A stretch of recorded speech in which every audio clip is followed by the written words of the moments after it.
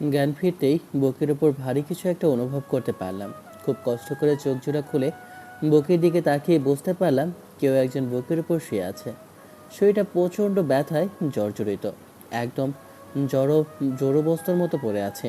নড়ার মতো শক্তিটুকু পর্যন্ত নেই। বুকের ওপর যে শুয়ে আছে, বেশ খানিকক্ষণ তাকিয়ে থেকে বুঝতে পারলাম সে আর কেউ নয়, আমারই একমাত্র কলিজার টুকরা মেয়ে মাইশা। মেয়েকে দেখে চোখে পানি চলে আসলো। মেয়েটাকে যে আবার কখনো দেখতে পাবো সেটা ভাবতেই পারিনি। ছোট প্রাণটাকে দেখার সাথে সাথে দু চোখ দিয়ে পানি পড়তে আরম্ভ করলো। জানি না কোথায় আছি, তবে আশেপাশে তাকিয়ে মনে হলো যে এটা হসপিটাল। আপনারা কি ভাবছেন আমার সাথে কি হয়েছিল? অ্যাক্সিডেন্ট হয়েছিল, খুব বড় একটা অ্যাক্সিডেন্ট। একটু এইটুকু আমার মনে আছে। তারপর কি হয়েছিল আর কতক্ষণ পার হয়ে গেছে কিংবা কদিন, সেটা আমার ধারণার বাইরে। পুরো 48 ঘন্টা পর জ্ঞাত ফিরেছে ঈশানের। গত 2 দিন আগে ঈশান অনেক বাজেভাবে একটা অ্যাক্সিডেন্টের সম্মুখীন হয়েছিল। আর কারণটা ছিল ওর বউ, যাকে খুব বেশি ভালোবেসেছিল। তার জন্য সেদিন অনুভূতিহীনের মতো হাঁটছিল রাস্তা দিয়ে। সে সময় একটা ট্রাক এসে খুব বড়সড় ধাক্কা মারতেই ছিটকে গিয়ে পড়ে একদম রাস্তার সাইডে। রাস্তার মাঝখানে পড়লে হয়তো ছেলেটাকে আর বাঁচানো সম্ভব হতো না। রাস্তার আশেপাশে থাকা কিছু লোকজন ঈশানকে হসপিটালে নিয়ে আসে। তারপর বাসায় খোঁজ খবর দিলে আব্বু আম্মু জানতে পারে ছেলের এমন অবস্থার কথা। এখন আপনাদের মনে প্রশ্ন আসতেই পারে, যদি স্ত্রী সন্তান থাকেই তাহলে কি কি এমন কষ্টের কারণে ছেলেটাকে অ্যাক্সিডেন্ট করে বসতে হলো? আসলে ভালোবাসাটা সবার জন্য সবসময় শুভ আর খুশির কারণ হয় না। তেমনি যারা পেয়ে থাকে তারা খুব বেশি ভাগ্যবান বা লাকি, যেটাই বলেন সেটা হয়। মাঝে মাঝে অতিরিক্ত একতরফাভাবে ভালোবাসার কারণটাও মানুষের জন্য খুব বেশি ক্ষতির কারণ হয়ে দাঁড়ায়। ঈশানও তেমনইভাবে ভালোবেসেছিল নিজের থেকে 2 বছরের সিনিয়র ফুফাতো বোনকে। মেয়েটা দেখতে অসম্ভব রকমের সুন্দরী ছিল, তাই ছোটবেলা থেকেই ওর প্রতি একটা আবেগ ইমোশন ঈশানের কাজ করত। বোঝার বয়স হওয়ার পর থেকে যখন দেখতো মেয়েটার পিছনে এক গাদা ছেলে পড়ে আছে, তখন ঈশানের খুব রাগ হতো। ঈশান প্রতিনিয়ত ফুপিকে বলতো যেন ওনার মেয়ে কারোর সাথে প্রেম না করে, কিন্তু মেয়ে মানুষের মন তো আর আটকে রাখা যায় না। তাই এমন কিছু যখনই ঈশান আজ পেল, তখন ঈশান অনেকটা পাগল প্রায় হয়ে গেছিল। যাকে এতগুলো দিন ধরে ভালোবেসে আসছে, সেই মেয়েটা অন্য কারো প্রেমে পড়ে গেলে আর সব কিছু জানার পর ঈশান উপায় না পেয়ে শেষে গিয়ে ওর ফুপিকে বলেছিল যদি বিয়ে কাউকে করে তাহলে তার মেয়েকেই করবে, আর ভুলেও যেন মৌ বাসার বাইরে না যায়। সেদিন বাসায় এসে ছেলেটা ভাঙচুর করতে আরম্ভ করলে তখন আব্বু আম্মু বিষয়টা জানতে চাই। ঈশান তখন বলেছিল মৌকে বিয়ে করতে চাই। সে সময় আব্বু অনেক অবাক হয়েছিল আর বলেছিল, তোমার কি মাথা খারাপ? বয়সে বড় একটা মেয়েকে কি করে বিয়ে করতে চাও? আর তোমার ফুপা ফুপি কেউই রাজি হবে না? নিজের বোনকে এইটুকুতে রাজি করাতে পারবে না? আমি কি ফবির মেয়েকে কম ভালোবাসি? ওকে ভালো রাখতে পারবো না বলো? আর এইসব বয়স টয়স কোনো ফ্যাক্ট না। নিজের থেকে বয়সে মানুষ 15 থেকে 20 বছরের ছোট মেয়েকে বিয়ে করলে তাদের সমস্যা হয় না, অথচ 1 থেকে 2 বছরের বড় মেয়েকে বিয়ে করলেই তোমাদের তাতে সমস্যা। ঈশানকে সেদিন আব্বু আম্মু থামাতে পারেনি। 2 দিনের পাগলামিতে শেষে আব্বু তার বোনের দ্বারস্থ হয়। তারপর বিয়ের প্রস্তাব দিলে বোন আর বোন জামাই ফেলতে পারেনি কথাটা, শেষ ওদের প্রস্তাবটা। সেদিন মৌ বাসায় এসে এরকম কথা শুনে অনেক বেশি রেগে যায়। তারপর আম্মুর সাথে সিন ক্রিয়েট করলে আব্বু ওকে বাসায় আটকে রাখে। আব্বু বলেছিল যদি মৌয়ের বিয়ে হয় তাহলে ঈশানের সাথেই হবে। মেয়েটা মানতে নারাজ ছিল। ঈশানকে ওর বিয়ে করতে হবে, কারণ ছেলেটা ওর জন্য এক প্রকার পাগল ছিল। পাগল বলে পাগল, প্রচুর পরিমাণে পাগল ছিল। অতিরিক্ত ভালোবাসলে ভালোবাসার মানুষটা অপর পারের মানুষটাকে রাস্তায় পাগলই ভাবে, আর এটাই বাস্তব। তাই মৌয়ের কাছে ঈশানকেও পাগল বলে মনে হতো। ছেলেটা পাগলের মতো মৌকে ভালোবাসে বলে একটা ছ্যাঁচড়া নির্লজ্জের মতো ওর পিছনে পড়ে থাকতো। সেজন্যই মৌ ঈশানের থেকে দূরে থাকতো। কিন্তু আব্বু আম্মুর কথাতে শেষে জোরপূর্বক বিয়েটা করতেই হলো। আব্বু আম্মু জেদের কাছে মৌকে হার মানতে হলেও মৌ এক প্রকার নিজের জেদের কাছে অটল ছিল যে ঈশানের সাথে কখনোই সংসার করবে না। ছেলেটা ওকে কতটুকু ভালোবাসতে পারে আর কতটুকু ওকে সহ্য করতে পারে সেটাই মৌ দেখতে চেয়েছিল। তাই বাসর রাতে ঈশানকে কাছে আসতে বারণ করে দিয়েছিল। ঈশান ভেবেছিল মেয়েটা একটু রেগে আছে, কিন্তু আস্তে আস্তে ঠিক হয়ে যাবে। তাই পরবর্তীতে মৌয়ের ওর কাছে আসার চেষ্টা করলে মেয়েটা ওকে নানাভাবে অপমান, অপদস্থ আর অবহেলা করতে থাকে। ভালোবাসার মানুষটাকে বিয়ে করার পরও এতটা কাছে থেকে তাকে ছোঁয়ার অনুভূতিটা ঈশান নিতে পারছিল না, ভালোবেসে কাছে আসতে পারছিল না। সেটাই ছিল জীবনের সবচেয়ে বেশি কষ্টকর বিষয়। মেয়েটাকে না পেলে কিংবা অন্য কারো কাছে চলে গেলে সেটা হতো যন্ত্রণার, আর কাছে পেয়ে তাকে না ছোঁয়ার আক্ষেপটা একটা অদ্ভুত রকমের কষ্ট দিচ্ছিল ঈশানকে। তাই একসময় সহ্যের সীমানা ঈশানকে পার করে দেয়। সেদিন বন্ধুদের পরামর্শেই ঈশান জোর করে মৌকে নিজের করেছিল, আর সেটাই যেন ওর জীবনের সবচেয়ে বড় ভুল ছিল। মৌ সেদিন ঈশানের এরকম জোরপূর্বক ভালোবাসায় প্রথমে বাধা দেওয়ার চেষ্টা করলেও একটা ছেলের শক্তির সাথে পেরে ওঠেনি। তারপর ঈশানের ভালোবাসার কাছে হার মানতে হয়। ঈশান যখন হুঁশে ফিরে তখন বুঝতে পারে মেয়েটার সাথে জোর করে কত বড় অন্যায় করেছে। ঈশান মৌকে বোঝানোর চেষ্টা করলেও মেয়েটা হাজারটা অভিশাপ দিয়েছিল, সে অভিশাপটাই বোধহয় আজকে কাজে লেগেছে। তাই তো এত বড় একটা দুর্ঘটনা ওর সাথে ঘটেছে। উপরওয়ালা নিঃশ্বাসটা রেখে দিয়েছে, কিন্তু কতক্ষণ বেঁচে আছে উপরওয়ালাই ভালো জানেন। চোখ দিয়ে অঝোরধারায় পানি পড়তে থাকলো ঈশানের। সেদিনের সেই কথাগুলো মনে পড়তেই, মেয়েটা নড়ে চড়ে উঠতেই ঈশানোর মাথার উপর কোনো রকমে ডান হাতটা উঠিয়ে রাখতেই মেয়েটা আবারও বাবাকে জড়িয়ে ধরল। হয়তো অতিরিক্ত পরিমাণে পাগলামি করেছিল বাবার কাছে আসবে বলে, তাই হয়তো কেউ আর আটকে রাখতে পারেনি। নিজের রক্ত আর নিজের একমাত্র অস্তিত্বকে এতটা কাছে পেয়ে ঈশানের মনে হচ্ছে এখন কিছুটা শান্তি লাগছে। শরীরের ব্যথা আর মানসিক যে যন্ত্রণা ছিল সেটা এখন কিছুটা হলেও লাঘব হয়েছে মেয়েটাকে কাছে পেয়ে। বারবার বাবার ছোঁয়া পেয়ে মেয়েটা আবারও বাবার বুকের মধ্যে ঘুমিয়ে রইল। ঈশানের আবার মনে পড়তে লাগলো সেই দিনের পরের ঘটনাগুলো। ও রাতের পর 1 মাস আরও কেটে যায় মাঝে। ঈশান আর মৌয়ের বিয়ে 3 মাস কেটে যেতেই একদিন সকালবেলা হঠাৎই মৌ বমি করতে আরম্ভ করে। অতিরিক্ত বমি করার ফলে তখন ডক্টর ডাকা হলে ওরা জানতে পারে মৌ প্রেগনেন্ট। ঈশান খুশি হলেও মেয়েটা সেদিন খুশি হতে পারেনি। পরিবারের সবাই অনেক খুশি ছিল, কিন্তু মৌ এই বাচ্চার জন্য অতিরিক্ত পরিমাণে শক ছিল। ভাবতেও পারেনি যে সেদিনের ওই ঘটনার জন্য এরকম কিছু হবে। সবাই যখন রুম থেকে বেরিয়ে যায়, ঈশান মৌকে বুকের সাথে জড়িয়ে হাজারটা চুমু খেয়েছিল। তখন মেয়েটা ঈশানকে জোর করে ছাড়িয়ে নিয়েছিল আর বলেছিল, তুই যদি ভেবে থাকিস এই সন্তান আমি পৃথিবীতে আনবো, তাহলে সেটা তোর ভুল ধারণা।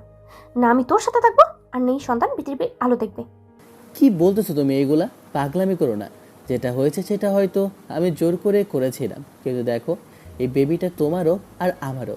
ও আমাদের অস্তিত্ব, তোমার আমার ভালোবাসার ফসল। আর এইরকম করে বলতে হয় না।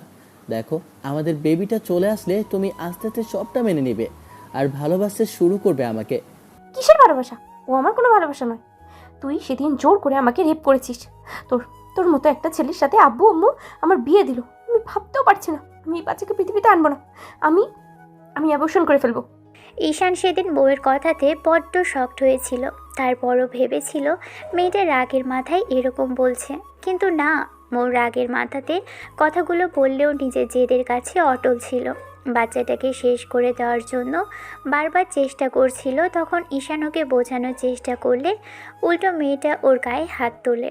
তারপরও ঈশানের তাতে কোনো আফসোস ছিল না। ঈশান বারবার ওকে রিকোয়েস্ট করার পরও সেদিন যখন মেয়েটা কথা শুনছিল না, তখন ঈশান মৌয়ের পা জড়িয়ে ধরে কান্না করে বলেছিল, দয়া করে আমার বাচ্চাটাকে মেরো না প্লিজ। তুমি যা বলবে আমি তাই শুনবো। তুমি যা চাও তাই হবে। তারপরে ওর কোনো ক্ষতি করো না। তুমি আমাকে যা বলবে আমি সেটাই শুনবো। তারপরে ওকে পৃথিবীতে আনো। ও আমার একমাত্র অস্তিত্ব। তুমি আমাকে ভালো না বাসলেও আমি তোমাকে প্রচণ্ড পরিমাণে ভালোবাসি।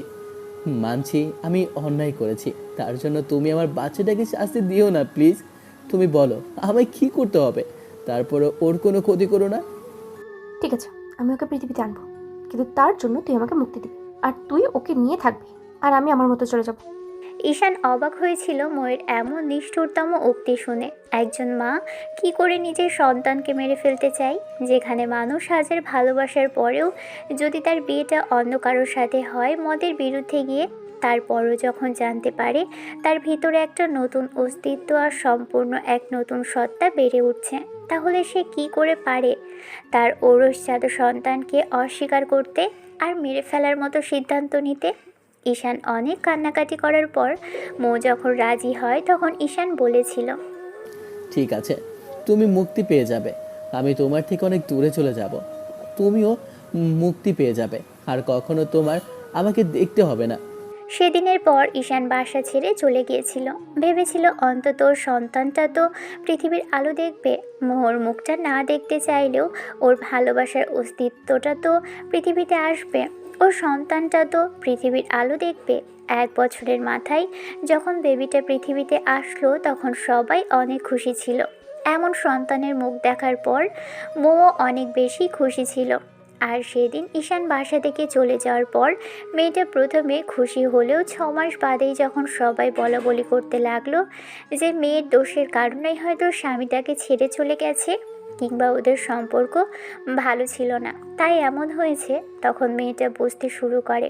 আশেপাশের লোকজন এসব নিয়ে বলাবলিতে ময়ের আব্বু আম্মু সন্দেহ করেছিল জোর করে মেয়ের বিয়ে দেওয়ায় হয়তো ঈশানের সাথে থাকতে চায়নি, সেই জন্যই মৌ ঈশানের উপর টর্চার করেছিল। আর সেই জন্যই ছেলেটাকে দূরে সরে যেতে হয়েছে।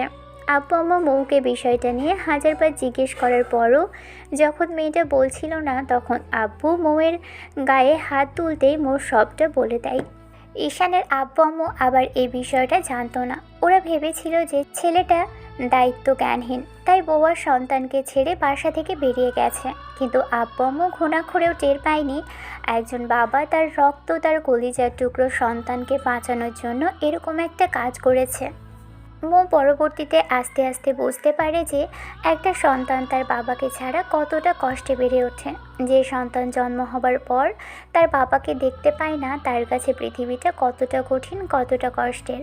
ওদের সন্তান যখন দেখতে পাবে ওর বাবা নেই, তখনও বারবার বাবার কথাটাই জিজ্ঞেস করবে।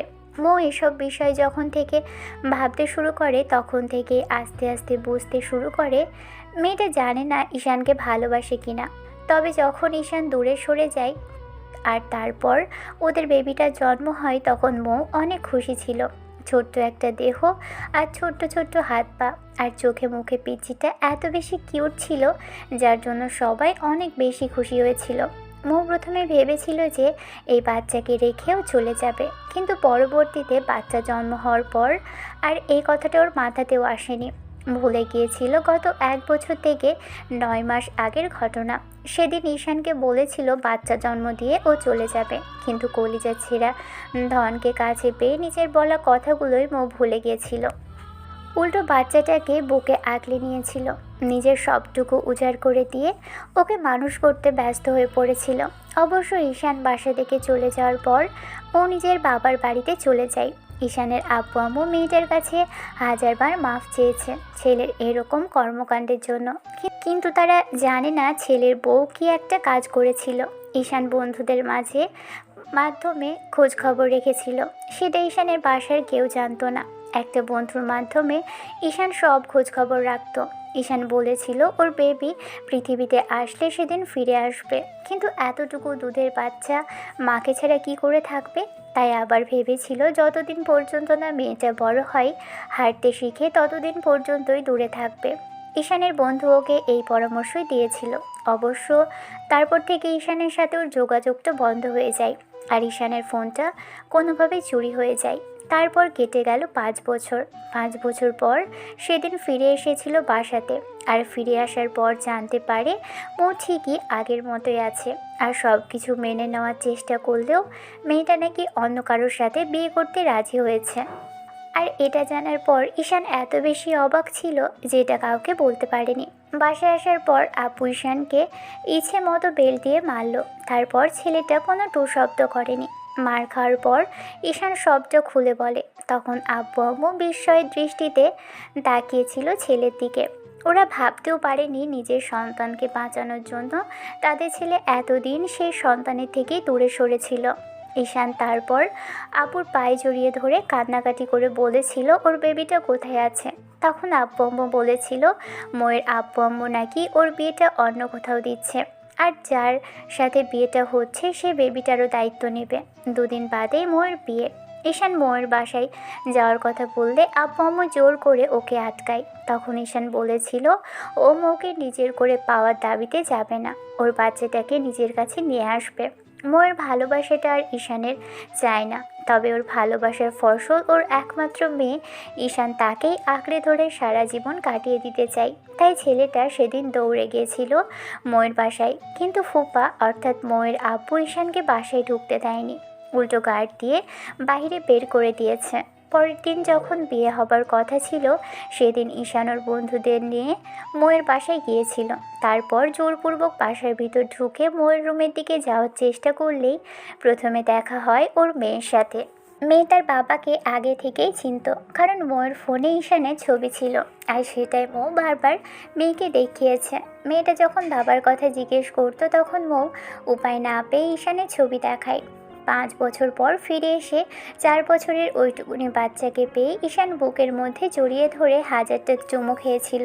ঈশানের মৌয়ের সাথে দেখা করার কোনো ইচ্ছেই ছিল না, কারণ যাকে এত ভালোবাসার পরেও বুঝতে পারেনি, এমনকি নিজের সন্তানটাকে স্বীকার করতে চায়নি, উল্টো তাকে শেষ করে দিতে চেয়েছিল, তার সাথে দেখা করার কোনো ইচ্ছে ঈশানের ছিল না।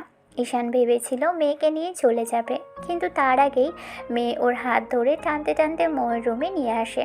তারপর এসে দেখতে পাই মৌকে অন্য কারোর জন্য বউ সাজানো হচ্ছে। বিয়ে বলে কথা, এখনও মেয়েটা আগের মতোই আছে, দেখতে বেশ সুন্দরী। ঈশান ওর দিকে একবার তাকিয়ে থেকে মাথা নিচু করে নেয়। মৌ আয়নাতের সামনে বসে আছে, তাই দেখতে পায়নি। মৌ বেশ অন্যমনস্ক ছিল, কিন্তু ওদের মেয়েটা গিয়ে মায়ের নতুন শাড়ির আঁচল ধরে বলেছিল, মামুনি দেখো আমার বাবাই এসেছে। মেয়ের মুখে বাবার কথা শুনে মৌ তাড়াহুড়ো করে উঠে দাঁড়িয়েছিল। পিছন ফিরতেই দেখেছিল ঈশান সেখানে দাঁড়িয়ে আছে। মৌ ঈশানকে দেখতেই ছেলেটা এগিয়ে এসে মেয়েকে কোলে ওঠায়, তারপর মায়ের সারা মুখে চুমু দিয়ে বলতে আরম্ভ করে, আমার মেয়েকে এতদিন দেখার জন্য আর ওকে সহ্য করার জন্য আমি আপনার কাছে অসংখ্য কৃতজ্ঞ। সারা জীবন আপনার এই উপকার আমার মনে থাকবে। আমি হাত জোড় করে কৃতজ্ঞতা জানাচ্ছি। আমার মেয়েকে নিয়ে যেতে এসেছি, আপনি যা খুশি করতে পারেন। আপনি অন্য কোথাও বিয়ে করে নিন কি না সেটা আমার দেখার বিষয় না। আমি একটা কথাই বলবো, যে নিজের ভালোবাসাকে চিনতে পারে না সে আর যাই হোক কারোর সাথে সংসার করতে পারবে না। মৌ সে সময় শুধু ফ্যাল করে ঈশানের দিকেই তাকিয়েছিল। ঈশান মেয়েকে নিয়ে ডাইনিংয়ে আসতেই এরই মাঝখানে কিছু লোকজন এসে ঈশানের কাছ থেকে ওর মেয়েকে কেড়ে নেওয়ার চেষ্টা করে। ঈশান ওদের সাথে পেরে ওঠেনি, তাতেও লোকগুলো ক্ষান্ত হয়নি। ছেলেটাকে সবাই মিলে প্রচণ্ড মারধর করে, তারপর পুলিশে দিয়েছিল। ঈশানের আব্বু বিষয়টা জানতে পেরে ওকে ছাড়িয়ে নিতেই তখন ছেলেটা আবারও দৌড়ে মৌয়ের বাসায় যাওয়ার সময় এরকম করে অ্যাক্সিডেন্টের সম্মুখীন হয়।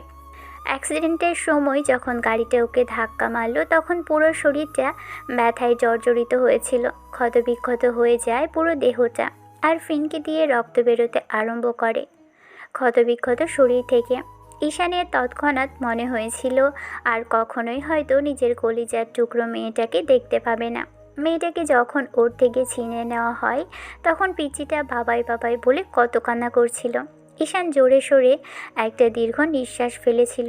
মনে হয়েছিল তখন আজকে এই মুহূর্তে ওর জন্য শেষবার পৃথিবীটাকে দেখা। আল্লাহ বোধহয় ওর মেয়েটাকে মৃত্যুর আগে একবার দেখার ইচ্ছেটা পূরণ করেছে। তারপর কি হয়েছে সেটা আপনারা খুব ভালো করেই জানেন। হসপিটালে আনার পর পুরো 2 দিন পর ঈশানের জ্ঞান ফিরেছে। এরই মাঝখানে ময়ের বিয়ে হয়ে গেছে কিনা কে জানে। তবে মেয়েটা ওর কাছে এলো কি করে? মনে হতেই ঈশান চোখ খুলল। তারপর ওঠার চেষ্টা করতেই মেয়েটার ঘুম ভেঙে গেছে। মেয়েটা উঠেই ওর বাবা গিয়ে মুখের দুপাশে হাত দিয়ে বলতে আরম্ভ করে, বাবাই তোমার ঘুম ভেঙেছে? দেখো আমি আম্মুর সাথে কোথাও যাব না, আম্মু আমাকে কোথাও নিয়ে যেতে পারবে না, আমি তোমার সাথেই থাকবো বাবাই। ঈশান ওঠার চেষ্টা করতেই নিঃশ্বাসটা ভারী হয়ে ওঠে। জোরে জোরে নিঃশ্বাস নিতে আরম্ভ করে ছেলেটা। এই মুহূর্তে নিঃশ্বাস নিতে বেশ কষ্ট হচ্ছে। এর মাঝখানে বাইরে থেকে কেউ ঈশানকে এমন হাঁসফাঁস করতে দেখে চিৎকার করে ডক্টর ডাকতে ডাকলো। ঈশান শুধু খেয়াল করলো একটা মেয়েলি কণ্ঠ কানে ভেসে আসছে। কিছুক্ষণ বাদেই কয়েকজন দৌড়ে কেবিনে ঢুকলো। তারপর আবার হয়তো ঘুমের ইঞ্জেকশন দিয়েছিল। ঘুম ভাঙলো পরদিন সকালে। তারপর উঠে বসার চেষ্টা করলো। হঠাৎ পাশেই চোখ পড়তে দেখে কেউ একজন বসে আছে। ঈশান উঠে বসার চেষ্টা করলে সেই কেউ একজন জোর করে ওকে শুইয়ে দিল। ঈশান জোর করে নিজেকে ছাড়িয়ে নিয়ে হাতে স্যালাইন খুলে দেখতে গেলে সামনে থাকা ব্যক্তি জোর করে ওর হাত চেপে ধরে রাখলো। তারপর কাকে যেন ডাকলো। এরই মাঝখানে আব্বু আম্মু কেবিনে ঢুকতেই দেখলো ছেলে হাঁসফাঁস করছে। আব্বু এসে জোর করে ঈশানকে শুয়ে দিল। তারপর আম্মুর হাতের পাশে বসে ওকে শান্ত করতে ব্যস্ত হয়ে পড়ল। ঈশানের মনে হতে লাগলো ওর মেয়ে কোথায়। কথাটা মাথায় আসতেই ছেলেটা অক্সিজেন মাস্ক জোর করে খুলে ফেললো আর বলতে লাগলো, আমার মেয়ে কোথায়? মেয়ের কথা বলতেই আম্মু তাড়াহুড়ো করে বেরিয়ে গেল। কয়েক মিনিট বাদে আবারও মেয়েকে নিয়ে ফিরে এলো। মেয়ে দৌড়ে এসে বেডে উঠে গেল। তারপর ওর কোলের মধ্যে উঠে বসতেই ঈশান এক হাতে মেয়েকে বুকের মধ্যে জড়িয়ে ধরে মাথার উপর থুতনিটা ঠেকিয়ে চোখ জোড়া বন্ধ করে নিল। ঈশানের চোখ দিয়ে অঝোর ধারায় পানি গড়িয়ে পড়তে লাগলো। অন্যদিকে আম্মু বলতে লাগলো, আব্বু কাঁদতে হয় না, সব ঠিক হয়ে যাবে। দেখো, কেউ আর মাইশাকে তোমার থেকে আলাদা করতে পারবে না। দিদি ভাই তোমার কাছেই থাকবে। হসপিটালে কদিন ছিল ঈশানের মনে পড়ে না। তবে মাঝে মাঝে ঘুমের ইঞ্জেকশন দেওয়া হয়েছে, কারণ শরীরে অতিরিক্ত কাটা ছেঁড়ার ফলে যন্ত্রণায় পুরো শরীরটা ছিঁড়ে যেত। তাই বারবার ডক্টর ঘুমের ইঞ্জেকশন দিত। আর ঘুম ভাঙতেই ঈশান মেয়ের জন্য পাগলামি করতে আরম্ভ করত। আবার মাঝে মাঝে ছেলেটা খেয়াল করেছে মেয়েটা ওকে জড়িয়ে ধরে রেখেছে। মো এই কয়েকদিন ঈশানের আশেপাশেই থেকেছে। ঈশানের যেদিন থেকে জ্ঞান ফিরেছে সেদিন থেকেই দেখেছে মো একটাবারের জন্য হসপিটাল থেকে সরেনি। তারপরও ওর দিকে ঈশান একবারের জন্যও তাকায়নি। কেন জানি ঘৃণায় মেয়েটার দিকে তাকাতে ইচ্ছে করেনি। যে কিনা স্বামী থাকতে আবার আরেকটা বিয়ে করতে চাই, যে মেয়ের স্বামীকেই নিজের কাছ থেকে দূরে সরিয়ে দেয়, নিজের ঔরসজাত সন্তানকে অস্বীকার করে, তার দিকে তাকানোর মতো ইচ্ছেটা আর হয়নি। সপ্তম দিনের মাথায় ঈশান কিছুটা স্বাভাবিক হলে সেদিন ডক্টর ওকে রিলিজ করে দেয়। সেদিন বাসায় আসার সময় ঈশান খেয়াল করলো মৌ ওদের সাথে আসছে।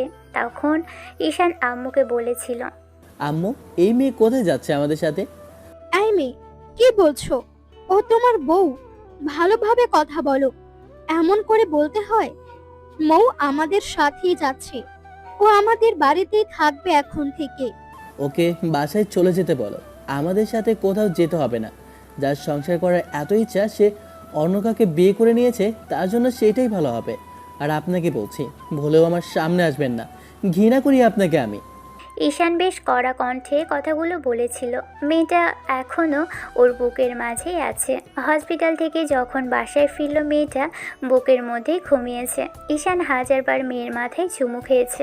মনে হয়েছে এর জন্যই হয়তো বেঁচে আছে। উপরওয়ালা হয়তো বা ওকে এতিম করে দিতে চায়নি বলেই ওকে বাঁচিয়ে রেখেছে।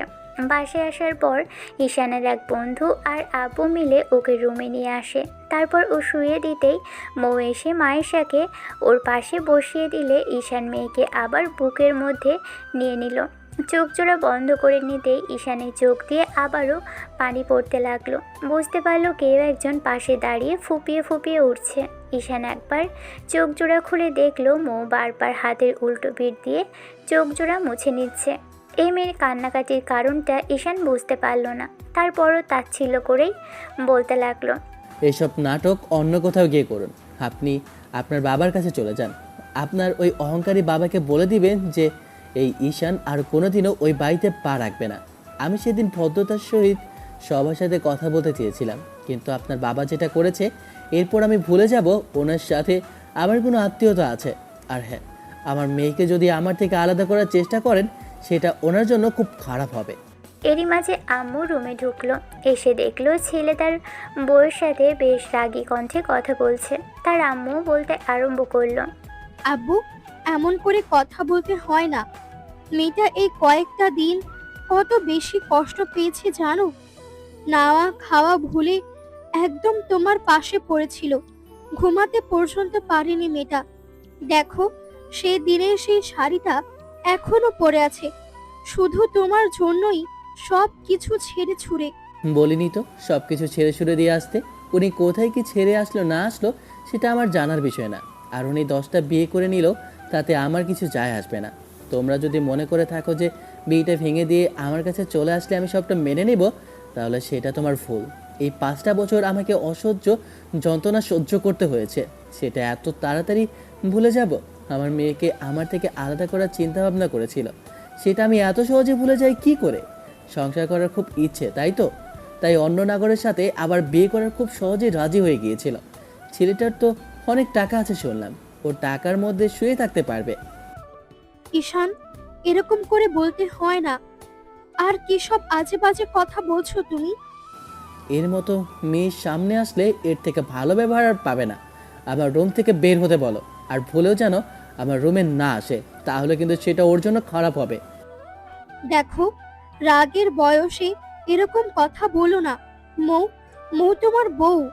রাগ করে থাকলেও ও তোমার বউ, আর ভালোবাসলেও তোমারই বউ। তোমার পাগলামের জন্যই ওর সাথে কিন্তু আমরা তোমাকে বিয়ে দিয়েছিলাম। এখন এরকম কথা বললে কি হয়? সব পাগলামি ভুলে গেছি আম্মু। আমি যেহেতু পাগলামি করে বিয়ে করেছিলাম, সেই জন্য তোমরা আমাকে যা শাস্তি দেওয়ার দিতে পারো। 5 বছর আগে কি করেছিল সেদিন এই মেয়েটাকে পৃথিবীতে আসতে দিতেই চায়নি, বলেছিল অ্যাবর্শন করে ফেলবে। কোনো সন্তান যদি জানতে পারে তার মা তাকে বাঁচিয়ে রাখতে চায়নি, পৃথিবীতে আসতে দিতে চায়নি, আর তার বাবাকে ভালোবাসা তো দূরের কথা, উল্টো বলেছে তাকে ধর্ষণ করেছে, তাহলে সেই সন্তানের কাছে এসব কতটা কষ্টের হতে পারে একটাবার ভাবতে পারবে? ঈশানের এমন দ্বারা কথাতে আম্মু মৌয়ের দিকে তাকালে মেয়েটা মাথা নিচু করে নিল। ওর চোখ দিয়ে শুধু পানি পড়ছে। আম্মু চুপ করে রইল, বুঝতে পারলো মৌ এরকম কাজ করেছিল আর এসব কথা তার ছেলেকে বলেছিল। সেদিন আমি ওর পায়ে জড়িয়ে ধরে কেঁদে বলেছিলাম আমার অস্তিত্বকে যেন শেষ না করে দেয়। জিজ্ঞেস করে দেখো কি বলেছিল, মুক্তি চেয়ে আমার থেকে। আমি যদি ওকে মুক্তি দেই তাহলে ও আমাকে একটা সুযোগ দেবে। এই বাচ্চা পৃথিবীতে আসলে ও রেখে চলে যাবে, তো এখন যাক না, ওকে কে ধরে রেখেছে? ওর মতো মা থাকার চেয়ে না থাকাই ভালো। ঈশানের শেষে বলা কথাতে মৌ কান্না করতে করতে সেখানেই বসে পড়ল। বারবার ফুপিয়ে উঠতে লাগলো মেয়েটা, আর হাতের উল্টো পিঠ দিয়ে চোখ মুছতে লাগলো। ঈশান মেয়ের কপালে চুমু দিয়ে চোখ বন্ধ করে রইল। আম্মু মৌকে উঠিয়ে সেখান থেকে নিয়ে গেল। ঈশানের চিৎকার করে কাঁদতে ইচ্ছে করছে এই মুহূর্তে, সেসব কালো স্মৃতির কথা মনে করে। সন্ধ্যার দিকে ঈশানের ঘুম ভাঙলে খেয়াল করলো মেয়েটা ওর দিকে তাকিয়ে আছে আর বারবার চোখে মুখে হাত বোলাচ্ছে। ঈশান একটু হাসার চেষ্টা করে বলতে লাগলো, কি হয়েছে আমার কলিজার টুকরা, আর এরকম করে কি দেখছে? বাবাই, সবাই বলে আমি নাকি তোমার মতো হয়েছি, তাই দেখছি আমি কি সত্যি তোমার মতো হয়েছি? হবেই তো, আমার মামুনি আমার মতো হবে না তো কার মতো হবে? বাবাই, আমার সব বন্ধুদের না একটা করে ভাই আছে, আমার ভাই নেই কেন? তোমার ভাই হবে না কখনো মামুনি, কারণ তোমার আম্মু আমাদের সাথে থাকতে চায় না। সে অন্য কাউকে ভালোবাসে আর তাকে বিয়ে করে নিতে চায়। সেদিন দেখোনি ওই আঙ্কেলটাকে বিয়ে করে নিতে চাইছিল, তোমাকেও আমার থেকে আলাদা করে নিতে চাইছিল। মেয়েটা কি ভাবলো কে জানে। উঠে গিয়ে বাবার বুকের মধ্যে মুখ লুকিয়ে শক্ত করে জড়িয়ে ধরে বলতে আরম্ভ করলো, আমি আমার বাবাইকে ছেড়ে কোথাও যাব না, তুমি আমাকে নিয়ে যেতে দিও না প্লিজ, আম্মুকে বারণ করে দাও।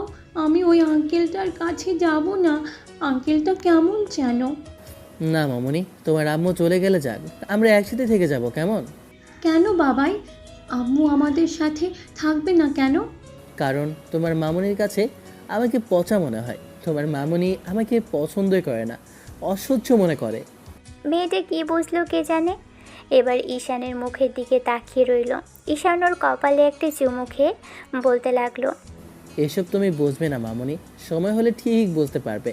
এগুলো নিয়ে কথা বলতে হয় না, তুমি আমার বুকের মধ্যে থাকো। কিছুক্ষণ বাদেই আম্মু আর মৌ রুমে প্রবেশ করলো। ওদের জন্য খাবার নিয়ে এসেছে। ঈশান মৌয়ের দিকে একবার আর চোখে তাকিয়ে তারপর মেয়ের মাথায় হাত বুলাতে লাগলো।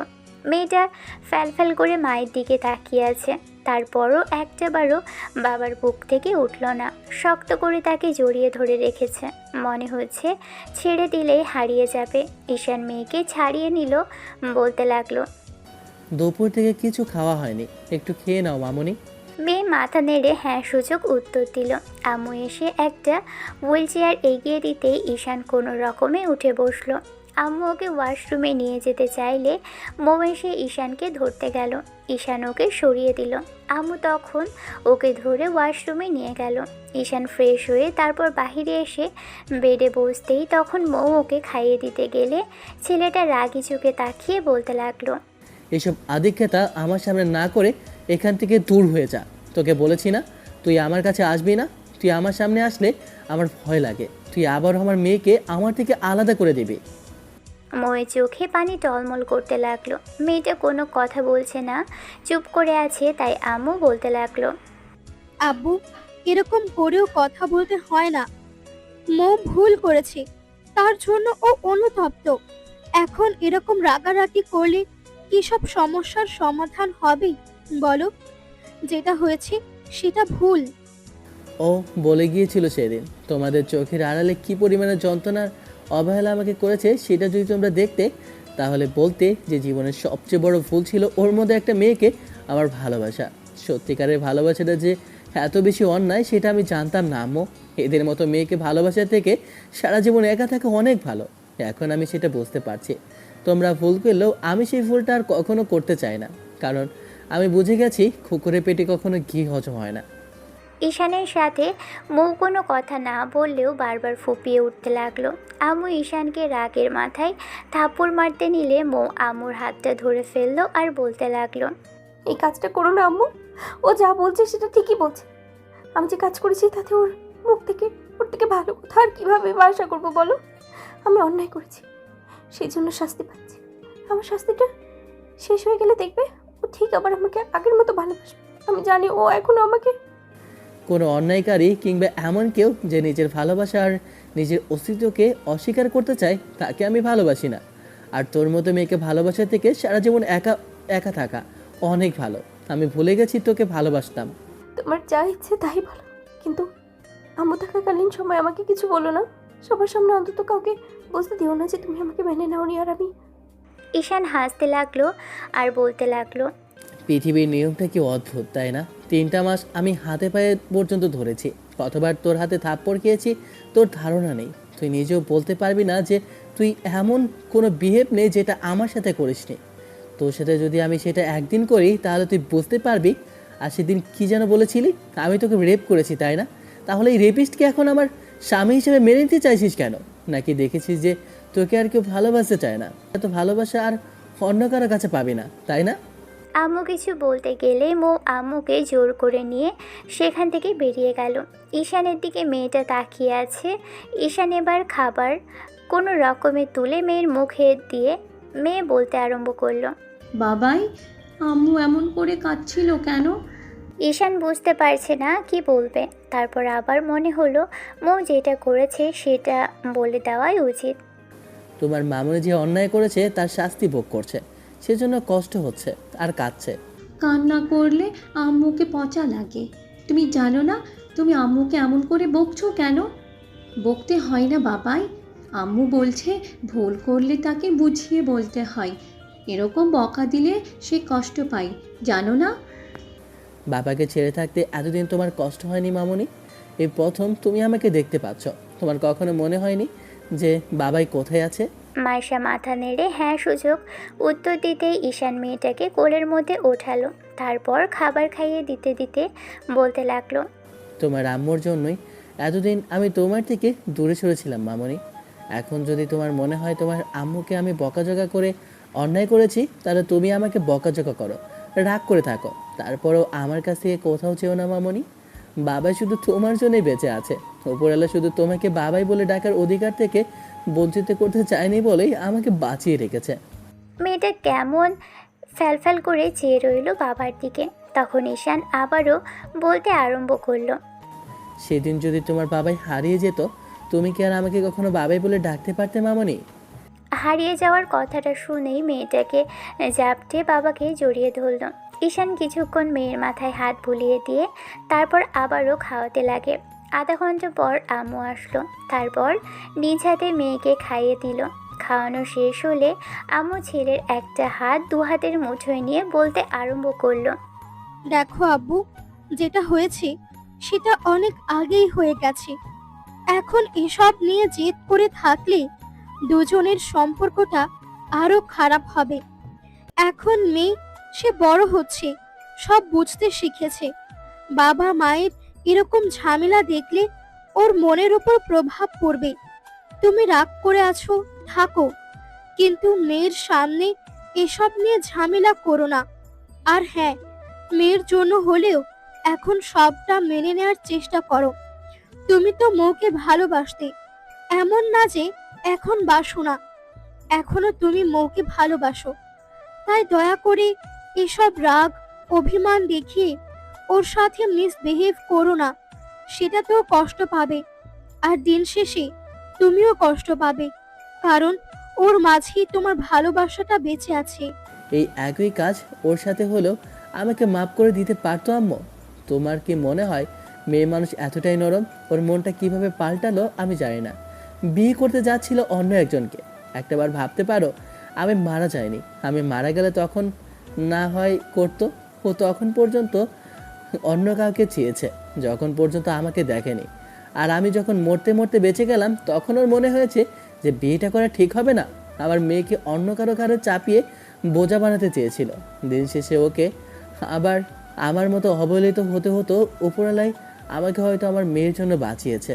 নিজের ছেলে মেয়েকে যেখানে মানুষ অবিশ্বাস করতে ছাড়ে না, সেখানে অন্যের ছেলে মেয়েকে মানুষ কিভাবে ভালোবাসে সেটা আমার জানা নেই। তুমি এখন কি চাইছো? ওকে ডিভোর্স দিতে চাইছো, নাকি দূরে সরিয়ে দিতে চাইছো মেয়ের থেকে? মেয়েটা যেমন তোমার, তেমনই ময়েরও। তুমি যেমন ওকে বাঁচানোর জন্য দূরে চলে গিয়েছিলে, তেমনি মাইশা যখন জন্ম নিয়েছিল তখন মৌ কতটা খুশি ছিল সেটা শুধু আমরা দেখেছি। আর হ্যাঁ, ও নিজের সর্বোচ্চ দিয়ে মেয়েকে আগলে রেখেছিল। তুমি যদি ভেবে থাকো নিজের ইচ্ছায় বিয়েটা করতে রাজি হয়েছিল, সেটা তাহলে ভুল। আম্মু আব্বু জোর করে ওকে বিয়েতে রাজি করিয়েছিল, মাথায় হাত দিয়ে তারপর রাজি করিয়েছিল। কিন্তু মৌ বারবার বলেছিল তুমি বেঁচে থাকতে ও অন্য কাউকে বিয়ে করতে পারবে না। ওর আব্বু মরা মুখ দেখার কথা বলতেই তখন আমি তো বলিনি বিয়েটা না করতে। এখন কি বিয়েটা না করাতে ওনার বাবা কি মরে গেছে? এসব কুসংস্কার আর এসব মানুষের আশেপাশে কথার কারণে আজকে কথা মানুষের জীবন নষ্ট হয়েছে, তা অগণিত। আমার মেয়েটাকে ও একটা অনিশ্চিত ভবিষ্যতের দিকে ঠেলে দিতে চেয়েছিল। ও পারতো না আমাদের বাসায় এসে থাকতে। ও ওখানে কি থেকেছে কেন? সব অন্যায় কি আমার ছিল? সব দোষ কি আমার ছিল? কাউকে অতিরিক্ত ভালোবাসতে নেই আম্মু। অতিরিক্ত ভালোবাসলে কষ্ট পেতে হয়, সেটা ওর থেকে আমি শিখে গেছি। ওকে পারতো না আমাকে একটা সুযোগ দিতে? আমি ওকে জীবনের সবচেয়ে বেশি ভালোবাসার চেষ্টা করতাম, ওকে সবচেয়ে বেশি ভালো রাখার চেষ্টা করতাম। ও একটা দিন আমাকে কাছে আসতে দেয়নি, হাতটা পর্যন্ত ধরতে দেয়নি। কি বলেছে জানো? আমি থাকলেও নাকি ওর অন্য কারোর সাথে প্রেম করার প্রয়োজন হবে। তো এখন করুক গিয়ে। আমি কি ওকে বারণ করেছি? করুক না। একটা কথা কান খুলে শুনে রাখো, ওকে আমি আর কখনো মেনে নেব না। সেই দিন শুধু আমি ওর কাছে গিয়েছিলাম আমার মেয়েটাকে ফিরিয়ে আনতে, না হলে ওর মুখ দেখার ইচ্ছে আমার ছিল না। পুরুষ ততক্ষণ পর্যন্ত নির্লজ্জ বেহায় আম্মু, যতক্ষণ পর্যন্ত নিজের ভালোবাসাটা বোঝাতে বোঝাতে ক্লান্ত হবে। আমি ক্লান্ত হয়ে গেছি আম্মু। ওকে ভালোবেসে জীবনের সবচেয়ে বড় অন্যায় করেছি, ও সেটা আমাকে বুঝিয়ে দিয়েছে। দেখো আব্বু, আমি বুঝতে পারছি তোমার রাগ করাটা স্বাভাবিক, আর ওর দিক থেকে ও অনেক বেশি অন্যায় করেছে, সেটাও ওর বোঝা উচিত ছিল। তখন ভুল করেছে, বুঝতে পারেনি। তারপর যখন তুমি বাসা থেকে চলে গেলে, হাজার মানুষের হাজারটা কথা ওকে শুনতে হয়েছে। ও তোমাকে পছন্দ করতো না, তারপরেও জোরপূর্বক তোমার ফুপা আর ফুপি তোমাকে নিজেদের ছেলে ভেবে মেয়ের বিয়ে দিয়েছিল। কিন্তু মেয়েটা যে এরকম কিছু করবে আমরা কেউই জানতাম না।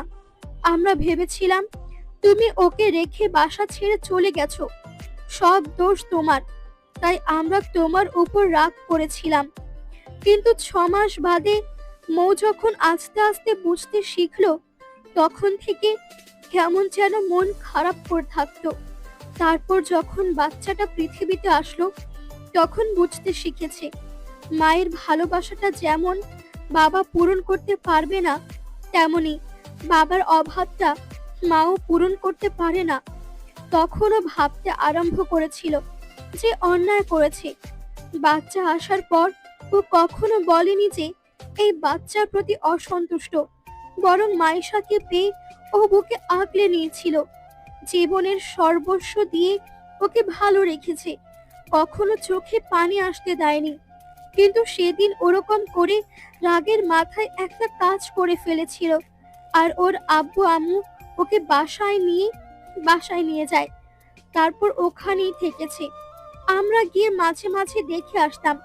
আমরা জানতাম না মৌ এরকম কিছু করেছে, আর করলেও আর জানলেও কি এখানে নিয়ে আসতাম?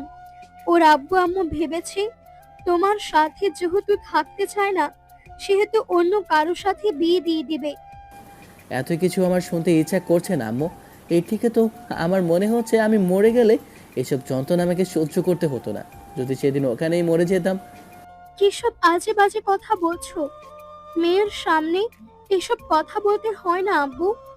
মায়ের সামনে এসব কথা সন্তান বললে কত বেশি খারাপ লাগে বুঝতে পারো? 2 দিন যখন তোমার সেন্স ছিল না, তখন আমাদের মনের অবস্থা কেমন হয়েছিল জানো? ঠিক তোমার মেয়ে আর তোমার বউয়ের মনের অবস্থাটাও একই রকম ছিল। তোমার মনে হয়েছে মৌ তোমাকে ভালোবাসে না, কিন্তু তুমি চলে যাওয়ার পর থেকে মেয়েটা বুঝতে পেরেছে স্বামী ছাড়া কোনো মেয়ে ভালো থাকতে পারে না। স্বামীর সংসার আর স্বামীর ভালোবাসাটাই মেয়েদের জীবনের সর্বশেষ ঠিকানা। মৌ সেই ঠিকানাটাকে হারিয়ে ফেলেছিল, তাই এলোমেলো অগোছালো হয়ে পড়েছিল। আমি বলছি কি যে তুমি নিজের ভালোবাসার দিকে তাকিয়ে না হলেও, মেয়ের দিকে তাকিয়ে হলেও ওকে একটাবার সুযোগ দাও, একটাবার মাফ করে দাও। ও আর কখনো এরকম ভুল করবে না।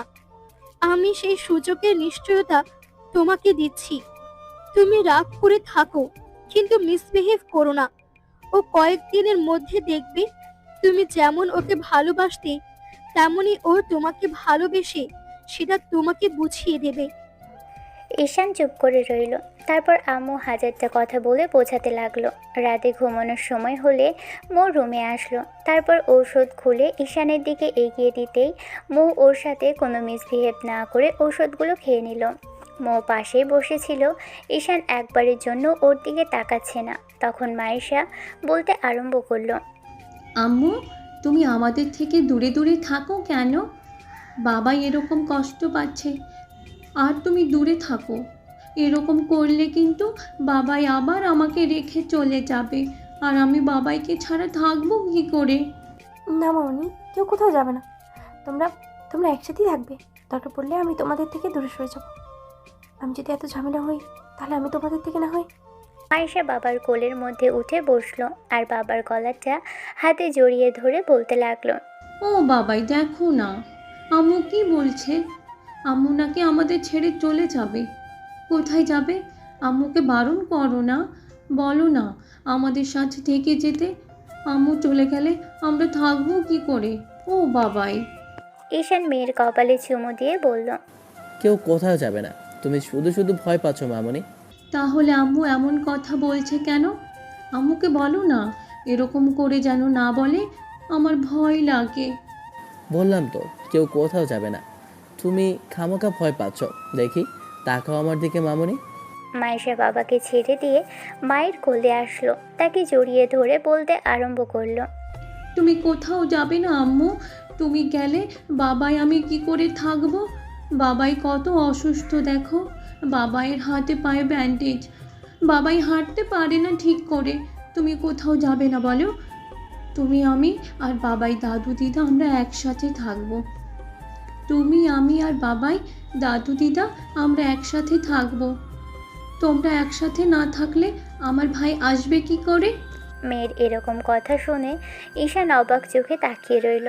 তারপর একটু মুচকি হাসি দিয়ে তারপর মাথায় হাত বুলিয়ে দিয়ে বলল, খুব দুষ্ট হয়ে গেছো মামনি, এসব বলতে হয় না। মায়েশা ওর আম্মুকে জড়িয়ে ধরে রাখলো। মৌ চোখে পানি ফেলছে আর ঈশানের দিকে ফ্যাল ফ্যাল করে তাকিয়ে আছে। ঈশান মেয়েটার দিকে একবারের জন্য তাকালো না। ও বুঝতে পারছে এর সবই ওর কর্মফল, এসবের জন্য ও নিজেই দায়ী। না হলে ঈশান সেদিন ওকে হাজারবার পায়ে জড়িয়ে ধরে বলেছিল ওদের সন্তানটাকে পৃথিবীতে আনতে, আর তার উপর পুরো 5টা বছর ছেলেটাকে তার সন্তানের থেকে দূরে সরিয়ে রেখেছে। এটাই বা ওর জন্য কষ্টের কম কারণ কি হতে পারে? কিছুক্ষণ বাদেই মেয়েটা ঘুমিয়ে পড়লে তখন মৌ ওকে ঈশানের পাশে বেডের মাঝখানে শুয়ে দিল। ঈশানও শুয়ে পড়তেই মৌ লাইটটা জ্বালিয়ে দিয়ে অপর পাশে শুতে গেলেই ঈশান বলতে লাগলো, আপনি কোথায় শোচ্ছেন? আপনি আমাদের সাথে শোবেন না, অন্য কোথাও গিয়ে শোন। আর শুনুন, এসব আদিক্ষেতা দেখালে আপনি যদি ভেবে থাকেন যে আমি আপনাকে মেনে নিব কিংবা কোনো সুযোগ দেব, তাহলে সেটা আপনার জীবনের সবচেয়ে বড় ভুল। এরকম কিছু হবে না। আপনি আপনার মতো থাকুন আর আমাকে আর আমার মেয়েকে ভালো থাকতে দিন। আমাকে দূরে সরিয়ে দিলে তোমরা কি ভালো থাকবে? সত্যি কি তুমি তোমার মেয়েকে নিয়ে ভালো থাকতে পারবে? মেয়ের কি কখনো মায়ের প্রয়োজন হবে না? ওর মুখের দিকে তাকিয়ে হলেও একটাবারের জন্য আমাকে মাফ করে দাও। মাফ করার আমি কেউ নেই। তুমি এরকম পাগলামি করে মেয়ে থেকে মাকে দূরে সরিয়ে দিলে কি মেয়ে ভালো থাকবে বলো? ও তো একটু আগেই বললো ও সবাইকে চাই। তুমি অন্তত একটা সুযোগ আমাকে দাও। বিশেষ করো আমি বিয়েটা করতে চাইনি, আব্বু আম্মু জোর করে। তো বিয়ে করে নিতে আমি কি তোমাকে বারণ করেছিলাম নাকি নাকি তোমাকে ধরে রেখেছিলাম? বিয়ের সময় যেহেতু আমি তোমাকে বলিনি তুমি বিয়েটা করো না। সব কিছুর জন্য আমি তোমার কাছে সারা জীবন পড়ে থাকবো, সারা জীবন তোমার প্রতি অন্যায়ের প্রায়শ্চিত্ত করবো। তারপরেও দয়া করে আমাকে আমার মেয়ের থেকে আলাদা করে দিও না। আমি তোমার সেই ভালোবাসাটা চাই যে ভালোবাসাটা আমাকে পাগলের মতো চাইতো। আমি বুঝে গেছি ঈশান বিয়ের পরে সব মেয়ের কাছে তার স্বামীই সব। স্বামী ছাড়া মেয়েরা ভালো থাকতে পারে না। একটা মেয়ের কাছে যেমন তার স্বামী সব, তেমনই দিন শেষে একটা ছেলের কাছে তার মানসিক শান্তির জায়গা হচ্ছে তার ভালোবাসার মানুষটা। দয়া করে তুমি আমাদের দূরে সরিয়ে দিও না। তোমার হয়তো রাগের মাথায় এইসব কথা মুখ দিয়ে বেরোচ্ছে, কিন্তু দিন শেষে এখনো তুমি আমাকে ভালোবাসো। এমন না যে ভুলে গেছো। হয়তো রাগের মাথায় এইসব কিছু তোমার মনে পড়ছে না, তারপরেও আমি জানি তুমি আমাকে ঠিক কতটুকু ভালোবাসো। ঈশান চুপ করে রইল।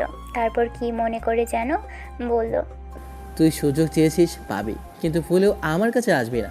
তুই যদি ভেবে থাকিস তুই আমার থেকে আবার সেই আগের ভালোবাসাটা পাবি, তাহলে সেটা তোর ভুল ধারণা। শুধু মেয়ের কথা ভেবেই তোকে এখানে থাকার সুযোগ দিলাম, কিন্তু ভুলেও আমার কাছে আসবি না। মৌ ঈশানের পাশে শুয়ে পড়ল। মাঝরাতে ঈশান খেয়াল করলো যে কোথা থেকে একটা কান্নার আওয়াজ আসছে। চোখ জোড়া খুলতেই বুঝতে পারলো কেউ একজন জায়নামাজে বসে কান্নাকাটি করছে। আল্লাহর দরবারে হাত তুলে মৌ যে ওর জন্য কান্নাকাটি করছে, ও অসুস্থতার জন্য মোনাজাতে হাত তুলেছে, এটা ঈশান বুঝতে পারছে। ঈশান কিছুক্ষণ ধরে মৌয়ের এরকম কান্নাকাটি দেখতে লাগলো। ঘণ্টাখানেক পরে মৌ উঠে এসে ঈশানের পায়ের কাছে বসলো। তারপর ওর পায়ের সাথে মাথা ঠেকিয়ে পা ধরে বলতে আরম্ভ করলো, তুমি তুমি চলে যাওয়ার পর আমি কিভাবে ছিলাম সেটা শুধু আমি নিজেই জানি। মেজে তার বাবাকে ছাড়া ভালো থাকতে পারেনি, তেমনি তার মেয়ের মাও ভালো থাকতে পারেনি। আমি জানি তোমার কাছে মনে হয় আমি অন্যায় করেছি, আমি অনেক বড় অন্যায় করেছি, সেটা জানি। সে অন্যায়ের প্রায়শ্চিত্ত করার জন্য হলেও তোমার কাছে সারা জীবন পড়ে থাকবো। তুমি যদি আমাকে মেনেও ফেলো, তারপরে তোমার কাছ থেকে কোথাও যাবো না। দেখো, তোমার সেই আগের ভালোবাসাটা চাই আমার। জানি তুমি আমাকে সে আগের মতো ভালোবাসো, কিন্তু রাগের মাথায় এইসব কথা বলছো, সেটা আমি শুধু তোমার সেই ভালোবাসাটাই চাই। প্লিজ প্লিজ আমাকে ধরে সরিয়ে দিও না, জড়িয়ে নাও তোমার বুকে। আমার এই 5টা বছরের তীব্র আকাঙ্ক্ষা আর তোমাকে না পাওয়ার তীব্র যন্ত্রণাটা না একটু একটু করে করে খেয়েছে। মেয়েটা যখন আমার কাছে এসে বলতো তার বাবাই কোথায়, তখন আমি ওকে কিচ্ছু বলতে পারিনি। আমার বুকের ভিতর তখন কষ্টে ফেটে যেত। আমি নিজে এত বড় অন্যায় করেছি মেয়ের সাথে। আমাকে 1000টা শাস্তি দাও, তারপরে আমাদের দুজনের থেকে দূরে সরিয়ে দিও না। স্বামী আর সন্তানকে ছেড়ে কেউ কখনো ভালো থাকতে পারে না। স্ত্রী হিসেবে আমি ভালো না হতে পারলেও আমি তোমার মেয়ের জন্য অনেক ভালো একজন মা হওয়ার চেষ্টা করেছি। সবসময় ওকে আগলে রেখেছি। তুমি যতটুকু ভালোবাসতে ঠিক ততটুকুই ভালোবাসার চেষ্টা করেছি। তোমার মেয়ের চোখে কখনো পানি আসতে দিইনি। জন্মের পর থেকে ওকে সব সময় আমার আমার বুকের মধ্যে রেখেছে। আবার আমার যদি অন্য কাউকে ভালোবেসে চলে যাওয়ার হতো, আমি সেটা আগেই করে দিতে পারতাম। কিন্তু আমি ভেবেছি তোমার মেয়ে তোমার ভালোবাসাটা পায়, তাই কখনো অন্য কারোর পরিচয় করিয়ে দিই। শুধু তোমাকে ওর সাথে পরিচয় করিয়েছে। বিশ্বাস করো, আর কখনো এরকম ভুল করবো না। আমাকে একবারের মতো মাফ করে দাও। আমি তোমার এই অবহেলাটা সহ্য করতে পারছি না, বিশ্বাস করো। যদি অন্য কারোর সাথে আমার আমার বিয়েটা হতো না, আমি একদমই তার সাথে সংসার করতে পারতাম না। আমি আমি শেষ হয়ে যেতাম, জীবন্ত হয়তো থাকতাম, কিন্তু শুধুমাত্র মেয়েটার জন্য। তারপরেও কখনো তাকে স্বামীর অধিকারটা নিজের ইচ্ছায় দিতাম না। মৌয়ের এমন তারা কথাতে ঈশান চুপ করে থাকলেও একটা সময় ওর বুকের ভিতর কেমন যেন করে উঠল। আজানের ধ্বনি হতে মেয়েটা উঠে আবারও ফ্রেশ হয়ে তারপর নামাজে দাঁড়ালো। ঈশান চুপচাপ ঘুমিয়ে পড়ল। পরদিন সকালবেলা উঠে দেখলো মেয়েটা উঠে গেছে আর বারবার ওর বাবার কাছে আসছে আর নিচে যাচ্ছে। ঈশান উঠে বসতেই মেয়েটা এসে ওর সামনে বসলো আর তারপর বলতে আরম্ভ করলো, বাবাই, তুমি ফ্রেশ হওনি? ইয়াক, কি পচা! তুমি ব্রাশ করনি, এখনই গন্ধ ছাড়বে। হবে তো মামনি, আমি তো একা উঠতে পারি না। ঠিক আছে, আমি আম্মুকে ডাকি, আম্মু এসে তোমাকে নিয়ে যাবে, দেখো। মেয়েটা দৌড়ে বেরিয়ে গেল। ঈশান ওকে পিছন থেকে ডাকলেও শুনল না। মিনিট খানিক পরেই মায়েশা তার আম্মুকে নিয়ে ফিরল। তারপর আম্মুকে এনে বেডের সাথে দাঁড় করালো। মেয়েটার এরকম কর্মকাণ্ডে ঈশান এবার উঠে বসার চেষ্টা করলে মৌ ওকে সাহায্য করলো। ঈশান আর ওকে ইগনোর করলো না। ওয়াশরুম থেকে ফ্রেশ হয়ে এসে তারপর সকালের নাস্তা করতে গেল। মৌ নাস্তা নিয়ে আসলো, কিন্তু আজকে আর আম্মু আসলো না। ঈশান আম্মুকে অনেকক্ষণ ডাকাডাকি করলো। তখন মৌ নিজে থেকে ঈশানকে খাওয়াতে গেলে ছেলেটা বলতে লাগলো, আম্মু কোথায়? আম্মুকে ডাকো। সবসময় এত জেদ ধরো কেন? রাগ অভিমান যা করার আমার উপরই করো, খাবারের উপরে এত কেন অভিমান তোমার? কথা না বলো, বকাঝকা করো, ভালো না বাসতে পারো, কষ্ট দাও, যা ইচ্ছে তাই করো, তারপরও খাবারের সাথে এরকম রাগ দেখাচ্ছ কেন? আম্মু কাজ করেছে তাই হাসতে পারিনি। ঈশান বসে রইল। তখন মৌ ওর মুখের সামনে খাবার ধরতেই ছেলেটা তবুও চুপ করে রইল দেখে মৌ বলল, ঈশান প্লিজ। মেয়েটার এরকম কথাতেই ঈশান চুপ করে রইল। ঈশানের মেয়ে এসে আবারও খাওয়ার কথা বললে ও খেতে লাগলো। কিছুক্ষণ বাদে খাওয়ানো হয়ে গেলে ঔষধ খাইয়ে দিয়ে মেয়েটা চলে গেল। এমন করে ঈশানের দিন কাটতে লাগলো। একদিন 2 দিন করে পুরো একটা মাস গেল। এখন ঈশান একাই দাঁড়াতে পারে, হাঁটতে পারে, কিন্তু বেশি সময় নিয়ে হাঁটতে পারে না। অনেকক্ষণ হাঁটতে গেলেই কেমন যেন হাত পাগুলো অবশ হয়ে আসে। অনেক বড় একটা অ্যাক্সিডেন্ট কি না? ডক্টর বলেছিল 3-4 মাস সময় লেগে যেতে পারে। এই একটা মাসেই ঈশান মৌয়ের সাথে আর রাগ অভিমান না করলেও ওর সাথে তেমন করে কথাও বলেনি। মৌ নিজে থেকে কথা বলার চেষ্টা করেছে, ওর সাথে একই বেডে থেকেছে, কিন্তু মাঝখানে ঈশান বর্ডারের মতো মেয়েকে শুয়ে রেখেছে। তাই মৌ কখনো সাহস করে উঠতে পারেনি ঈশানের বুকে আসার। ঈশান চায় না ওর সাথে কথা বলতে। রাগের মাথায় মেয়েটাকে হাজারটা কথা বললেও কখনো আর ওকে নিজের কাছে টানতে চায় কিংবা ওকে নিজের করে পেতে চায় তেমন কোনো চিন্তা ভাবনা ঈশান করেনি।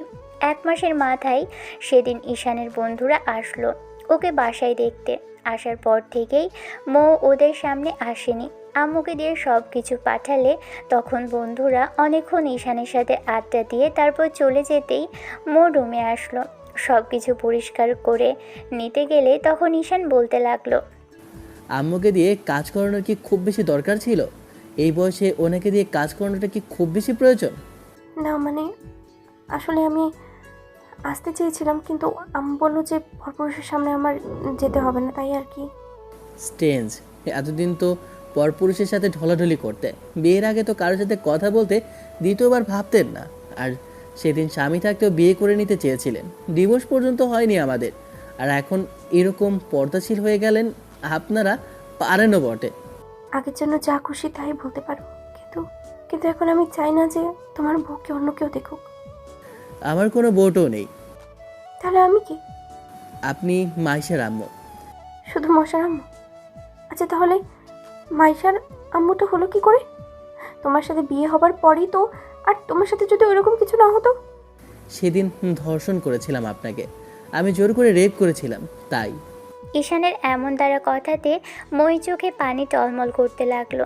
ঈশান একটা তাচ্ছিলের হাসি দিয়ে বলতে লাগলো, আমার জানা নেই কোনো স্বামী তার স্ত্রীকে ধর্ষণ করে কিনা, তবে আপনার থেকে আমি সেদিন শিখেছি স্বামী তার স্ত্রীকে।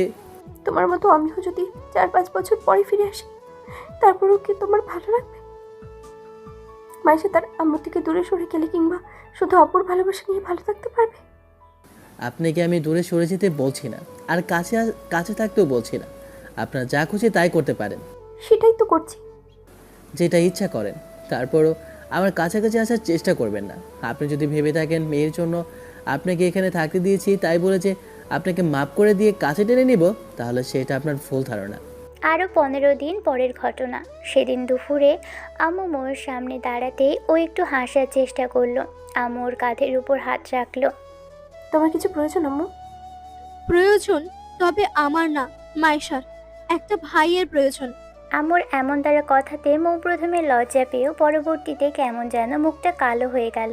তারপর অসহায় কণ্ঠে বলতে লাগলো, তুমি চাইলে তো হবে না, তোমার ছেলেকে তো চাইতে হবে আম্মু। আমি বলি কি, তুমি ওর কাছে যাওয়ার চেষ্টা করো, দেখো কি বলে। একটা ছেলে বেশি দিন স্ত্রীকে ছেড়ে দূরে থাকতে পারে না, দিন শেষে তাকে কাছে টেনে নেবেই। এতদিন যখন সহ্য করেছো, আর কয়েকটা দিন না হয় সহ্য করো। একটু রাগ করবে, তবে আমার মনে হয় না তোমাকে দূরে সরিয়ে দিতে পারবে। মেয়ের কথা ভেবে হলেও তোমাকে বাসাতে থাকতে দিয়েছে, সেহেতু কয়েকটা দিনেরই ব্যাপার তোমাদের এক হওয়ার। আমি চেষ্টা করে যাচ্ছি আম্মু, তারপরেও আমার সাথে এর থেকে ভালো কিছু হওয়ার কথা আমি চিন্তাও করি না। একই কথা বলো না তো। যাও এবার গিয়ে দেখো, ঈশানের খাওয়ার সময় হয়েছে। বাবা মেয়ে মিলে কি করছে দেখো গিয়ে। সেদিন দুপুরের বউ ঈশানকে খাইয়ে দিল। মেডিসিন খাওয়ানো হলে মেয়েটা নিয়ে শুয়ে পড়ল। ঈশান বাসাতে আসার পর থেকে একটাবারের জন্য জিজ্ঞেস করেনি মৌ কখনো খেয়েছে কিনা, রাতে ঘুমোয় কিনা। শুধু ফ্যাল করে দেখে, শুধু ফ্যাল করে দেখে যায়, আর মাঝে মধ্যে রাগের মাথায় উল্টাপাল্টা সব বলে। মৌ রুমে এসে দেখলো মেয়ে তার বাবাকে জড়িয়ে ধরে ঘুমিয়ে আছে। মৌ কিছু একটা ভাবলো, তারপর মেয়েকে ছাড়িয়ে নিল। মেয়েকে আলতো করে ছেড়ে দিতেই এবার মৌ মেয়েকে গিয়ে তার দাদুর কাছে রেখে আসলো। তারপর নিজে এসে রুমের দরজা লাগিয়ে দিয়ে ঈশানের পাশে শুয়ে পড়ে। ছেলেটাকে আষ্টে পিষ্টে জড়িয়ে ধরে মৌয়ের কেমন যেন শান্তি লাগছে। ঈশানও ঘুমের মাঝে মেয়ে ভেবে মেয়ের মাকে জড়িয়ে ধরল, কিন্তু মৌ তাতে যেন শান্তি পাচ্ছিল ঈশানের বুকে মাথা রেখে। এতদিন পর মনে হচ্ছিল সব জমানো আবেগ আর বুকের ভিতর থাকা সব যন্ত্রণা মৌয়ের মুহূর্তেই মিলিয়ে গেল। এমন করে যদি সারা জীবন কেটে যেত, এই বুকটাকে আঁকড়ে ধরে মৌ সারা জীবন বেঁচে থাকার চেষ্টা করত। সন্ধ্যার মুখে যখন ঈশানের ঘুম ভাঙল, বুঝতে পারল বুকের উপর ভারী কিছু একটা। মেয়ে ভেবে এবার কপালে যখন চুমু দিতে যাবে, তখনই খেয়াল করে মেয়ে নয়, মেয়ের মা শুয়ে আছে। সাথে সাথে এক ঝটকায় মৌকে দূরে সরিয়ে দিল। মৌয়ের ঘুম ভেঙে যেতেই এবার ঈশান উঠে বসে আর বলতে আরম্ভ করলো, কি হয়েছে? তুমি শরীর খারাপ করছো ঈশান? আপনি আমার কাছে কেন? আপনাকে না বলেছি আমার কাছে আসবেন না? তুমি বললে আমাকে শুনতে হবে। তাছাড়া স্বামীর কাছে স্ত্রী আসবে না তো কার কাছে যাবে? আমি কি তোমার কাছে আসতে ইচ্ছে করে না? তোমাকে ছেড়ে দূরে থাকতে আমার ভালো লাগে। আপনার কষ্ট হলেই বা কি, আর খারাপ লাগলেই বা কি, সেটা দেখার বিষয় এখন আর আমার নয়। এই সময়টা আমারও কাছে খুব বেশি যন্ত্রণা হতো যখন বউকে আকাশ পরিমাণের ভালোবাসতাম, নিজের থেকেও বেশি ভালোবাসতাম। চেষ্টা করলেও সে আমার থেকে দূরে সরে থাকতো। আর যদি শরীরে জ্বালা মেটানোর হতো, এতই শখ হতো তো রাস্তায় জানা। ঈশানের এমন তারা কথা শুনে মৌ স্তব্ধ হয়ে গেল। কিছুক্ষণ ফ্যাল করে মেয়েটা ওর দিকে তাকিয়ে রইল। মৌ ভাবতেও পারেনি ঈশান ওকে এত বাজে একটা কথা বলবে। মৌ ফুপিয়ে কেঁদে উঠল। তারপর ঈশানের একটা হাত দু হাতের মুঠোয় নিয়ে চুমু দিয়ে বলতে আরম্ভ করলো, যা ইচ্ছে তাই বলো, এরকম করে এত কষ্টের কথা আমাকে বলো না। আমি এসব সহ্য করতে পারবো না। আমি তোমাকে ছাড়া এই মুহূর্তে আর কিচ্ছু ভাবতে পারি না ঈশান। বিশ্বাস করো, তুমি বাসা ছেড়ে চলে যাওয়ার পর থেকে আমি কখনো তোমাকে বলতে পারিনি। এক মুহূর্তের জন্য মনে হয়নি যে আমি আগে যা করেছি ঠিক করেছি। আর আর মাইশা যখন হলো তারপর থেকেই মনে হচ্ছে যে তুমি আবার আমাদের কাছে ফিরে এসো। আমি আগে যে ভুল করেছি সেটা সব সব শোধ নেব, নিজের ভালোবাসা উজাড় করে দেব।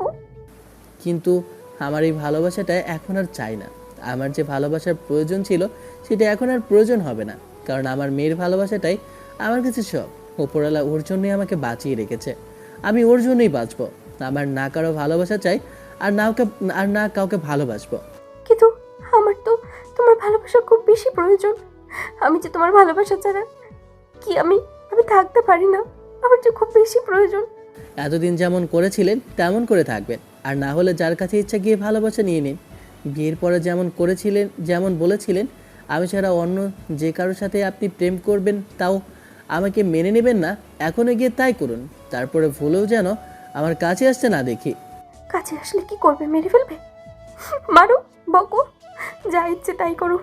তোমার তোমার কাছে যদি আমাকে এতটাই অন্যায়কারী মনে হয়, এতটাই যদি কঠিন শাস্তি প্রাপ্য আমার হয়ে থাকে, তাহলে তুমি আমাকে মৃত্যুদণ্ড দাও। স্বামীর জন্য মরতে পারলেও সেটা সুখেরই হবে। কথাটা বলে ঈশানের হাতটা কপালে ঠেকাতেই ছেলেটা হাতটা ছাড়িয়ে নিল।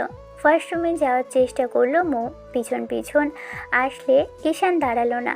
সন্ধ্যার সময় মৌ নাস্তা বানালো, ঈশান খেলো, কিন্তু মেয়েটার সাথে কথা বলল না। রাতে দুজন মুখোমুখি শুয়ে আছে। মেয়ে বাবাকে আষ্টে পিষ্টে জড়িয়ে ধরে রেখেছে। এরই মাঝে মৌ বারবার হাঁসফাঁস করছে দেখে ঈশান একবার ওর দিকে তাকিয়ে বন্ধ করে রাখলো চোখ। তখন মৌ আবার বলতে আরম্ভ করলো, ঈশান, মনে আছে তোমার? একদিন আমি তোমাকে ঘুমের মাঝে খুব শক্ত করে জড়িয়ে ধরেছিলাম, কিন্তু সকালে উঠে তোমার সাথে রাগারাগি করেছিলাম। নিজেই ভুল করে তোমার সাথে রাগারাগি করার জন্য তুমি অবাক হয়ে তাকিয়েছিলে। আচ্ছা, কাল সকালে যদি তেমন কিছু হয় তাহলে তুমি না হয় আমাকে সেদিনের মতো করেই বকা দিও। এসব আধিক্যতা আমার না দেখে অন্য কোথাও গিয়ে করো। আর যদি বলার এত প্রয়োজন মনে হয় চুপ করে থাক, অন্য কোথাও গিয়ে অন্য কারো কাছে গিয়ে বলো। এইসব বলে আমাকে গলাতে পারবে না। শুধু তোর জন্য আজকে আমার এই হাল, না হলে আমি বুঝিয়ে দিতাম আমি কতটা কঠোর হতে পারি। পরদিন সকালবেলা দুজনে উঠে দেখলো ঈশান আর মৌয়ের মুখটা প্রায় কাছাকাছি, আর ওদের মেয়েটাই তার বুকের সাথে একদম মিশে আছে। এবার ঈশান নিজেকে সরিয়ে নিল। মৌ বুঝতে পারলো কেউ একজন সরে গেছে। ঘুমটা ভেঙে যেতেই মেয়েটা উঠে গেল। ঈশান তাকিয়ে দেখলো মৌয়ের বুকের উপর থেকে শাড়ির আঁচলটা সরে গেছে। মেয়েটা ঠিক করছে না। ঈশান চোখ জোড়া ফিরিয়ে নিল। তখন মৌ একটু মুচকি হাসলো আর বলতে আরম্ভ করলো, যেখানে আমি লজ্জা পাচ্ছি না সেখানে তুমি কেন লজ্জা পাচ্ছ? সেদিন তো জোর করে এই বুকে মুখ গুজে দিয়েছিলে। জোর করেছিলাম কারণ আমি একটা ধর্ষক, তাই তোমাকে জোর করেছিলাম। মুহূর্তের মধ্যে মৌয়ের মুখটা কালো হয়ে গেল। এমন করেই যেতে লাগলো তিনটা মাস মাঝে কাটলো, আর ঈশান প্রায় সুস্থ। ঈশান ভেবেছে কিছুদিন মেয়েকে নিয়ে এদিকে ওদিকে ঘোরাঘুরি করবে, তারপর আবারও অফিসে যেতে আরম্ভ করবে। আব্বু অফিসের কাজগুলো একা সামলে উঠতে পারে না, তাই ঈশানকে বলেছে অফিসে যাওয়ার কথা। ঈশানও ভেবেছে এখন ফাঁকে ফাঁকে অফিসে যাবে, হয়তো বসে থাকলে শরীরে আলসেমি ধরে যাবে, তাই অফিসে যাওয়াটাই শ্রেয়। আর যেখানে থাকতো সেখানে ছোটোখাটো একটা চাকরি করেই জীবনটা চলতো। এত বড় ব্যবসা থাকতে মেয়েকে ছেড়ে এখান থেকে যাওয়ার ঈশানের পক্ষে সম্ভব না। সুস্থ হওয়ার পর থেকেই ঈশান মেয়ের জন্য প্রায়ই বাইরে গেলে এক গাদা চকলেট আইসক্রিম নিয়ে আসে, আর মেয়েও দৌড়ে আসবে বাবার কাছে। বাবা বাইরে থেকে মেয়ের জন্য কি এনেছে দেখতে। ঈশান যখন বাইরে থাকে তখন ময়ূর খুব টেনশন হয়, ভাবে আবারও দূরে চলে যাবে না তো ছেলেটা। আব্বু আজকে ঈশানকে সবার সাথে পরিচয় করিয়ে দেওয়ার জন্য অফিসে নিয়ে যেতে চেয়েছিল, তাই টাইটা বাঁধার চেষ্টা করছে, কিন্তু ছেলেটা টাই বাঁধতে পারছিল না। দেখে এবার মৌ এসে ওর হাত থেকে টাইটা নিয়ে নিজেই ওর সামনে দাঁড়ালো। ঈশান ড্যাব ড্যাব করে ওর দিকে তাকিয়ে রইল, তাই মৌ বুঝতে পেরে হেসে ওর হাতে দুটো নিয়ে নিজের কোমর জড়িয়ে রাখলো। সাথে সাথে ঈশান হাতটা সরিয়ে নিয়ে একটা ধাক্কা দিয়ে মৌকে সরিয়ে দেওয়ার কথা বলতে লাগলো। তুই যদি ভেবে থাকিস এইসব করে আমার কাছে আসতে পারবি তাহলে সেটা তোর ভুল ধারণা। আমি আর আগে সেই ঈশান নেই যে তোকে ভালোবাসবে। আর তোর এই আবেগের নাটকে ভুলে যাব। তুই আজকের পর আর আমার সামনেও আসবি না। চলে যাচ্ছিস না কেন? একটু একটু করে তুই কেন আমাকে যন্ত্রণা দিয়েছিস বল? আমি চলে গেলে তুমি ভালো থাকবে? এত বছর ছিলাম না, এখন দিব্যি থাকতে পারবো। আর আমার কলেজার টুকরা মেয়েকে আমি পেয়ে গেছে, তাই আমার থাকা কোনো কষ্টের ব্যাপার না। ঠিক আছে, চলে যাব, কিন্তু তোমার মেয়ে যদি আমার সাথে যেতে চায়? আমার মেয়েকে নিয়ে কোথাও যাবি না, তাহলে আমি তোকে শেষ করে ফেলবো। এতদিনে আমি এইসব বিষয়ে কিছু বলিনি। আমি যতই ওকে অস্বীকার করি কিংবা তখন মেনে না নিই, মেয়ে কিন্তু তোমার একার না ঈশান। এরই মাঝে আব্বু ডাকলে ঈশান মৌয়ের দিকে একবার রাগি চোখে তাকিয়ে থেকে চলে গেল। ঈশান বিকেলে বাসায় এসে মৌ কিংবা মেয়ে কাউকেই পেল না। এসে দেখলো আম্মু মুখ ভার করে বসে আছে।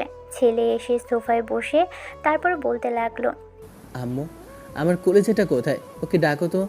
মামুনি, দেখো তোমার বাবা এসেছে। একবার ডাকার পরে মৌ কিংবা মেয়েকে নিয়ে আসলো না। আরও কয়েকবার ডাকার পর আম্মু বলল, মৌ তার মেয়েকে নিয়ে চলে গেছে। তাছাড়া তাছাড়া মেয়ের সাথে যাওয়ার জন্য পাগলামি করছিল, তাই চলে গেছে। আর বলেছে যদি ফিরিয়ে আনতে হয় তাহলে মেয়েকে না, মেয়ের মাকেও ফিরিয়ে আনতে হবে। তাই মেয়ের সাথে চলে গেছে।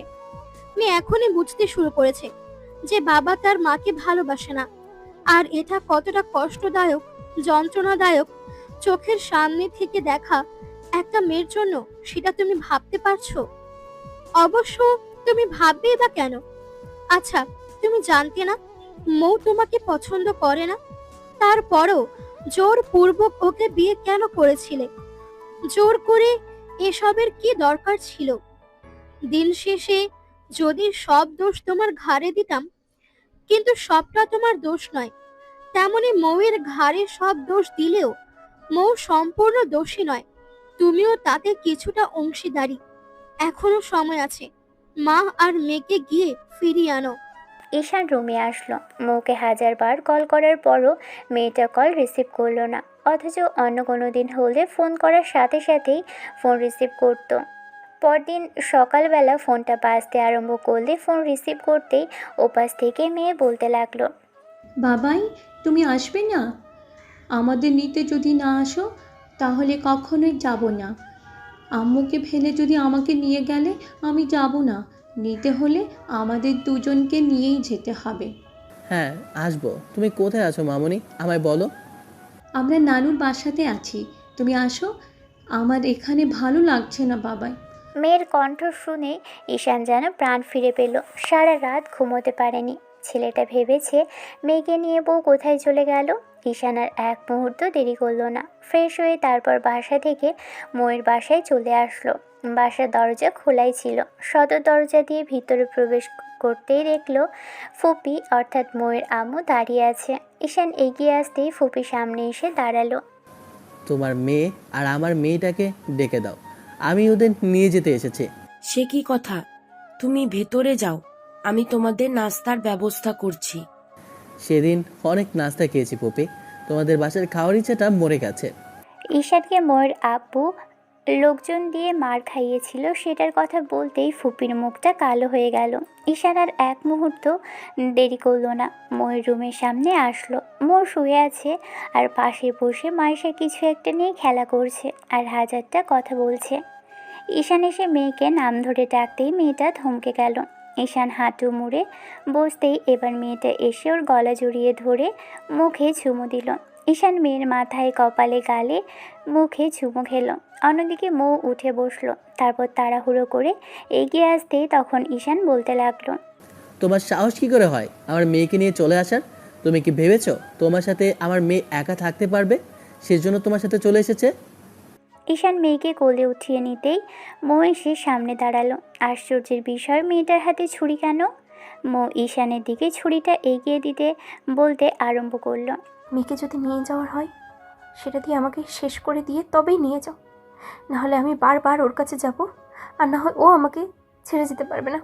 আমাকে একবার শেষ করে রেখে গেলে আর আমার মতো একটা যন্ত্রণাদায়ক মানুষ তোমার সাথে লেগে থাকবে না।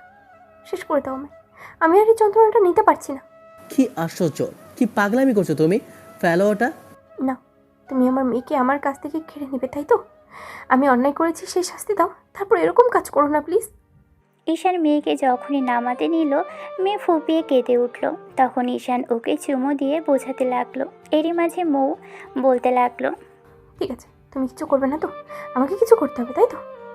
মৌ কথাটা বলেই বাঁ হাতের উপর সজোরে একটা টান দিতেই ফিনকি দিয়ে হাত থেকে রক্ত পড়তে আরম্ভ করলো।